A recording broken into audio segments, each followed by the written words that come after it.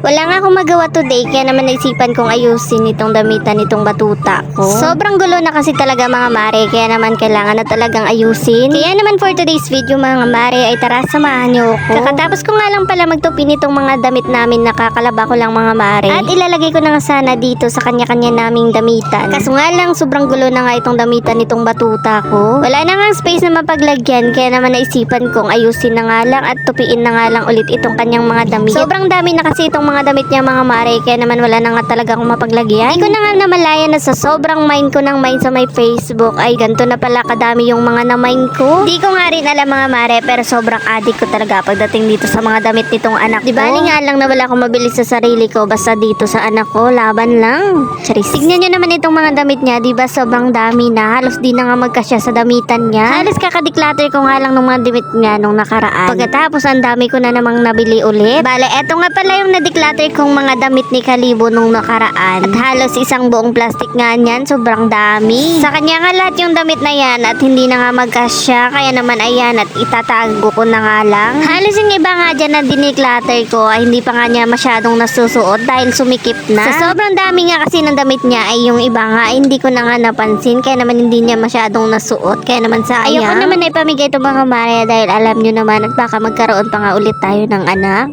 Charis.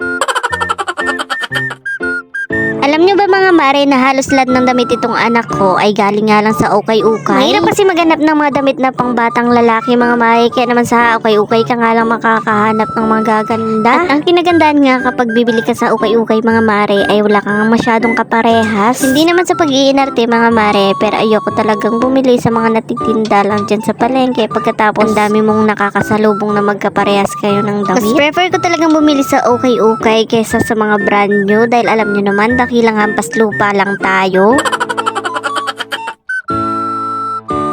Di ka naman kasi makakahanap mga mare na sa murang halaga meron ka ng brand new na maganda nga yung tela. Titiis nga lang ako dito sa ukay-ukay mga mare dahil kahit pre-loved ay maganda naman yung tela. Kahit gamit na ay meron namang iba na bago pa, depende na lang kung marunong kang pumili. Halos sa online ko nga lang nabili itong mga damit niya sa Facebook na nagtitinda ng mga ukay-ukay. Halos ang dami nga niyang short dito na hindi naman niya nagagamit. Dahil kung kilala nyo nga siya at palagi nyo nga nakikita araw-araw ay halos nakapajama nga lang siya. Sayang nga itong mga nabili kong mga short mga mare dahil sobrang ganda pa naman ito at ayaw niya talagang suotin. Ewan ko nga talaga dito sa batang to at ayaw niya talagang magsuot ng short, nasanay na siguro. For the struggle nga ako kung magpasuot ng short dyan, tapos maya-maya ay hubarin nga rin agad. Doble pa yung labahan ko dahil magpapalit rin naman agad. Pahirapan talaga kung magpasuot ako ng short dyan kung alam nyo lang talaga mga mare.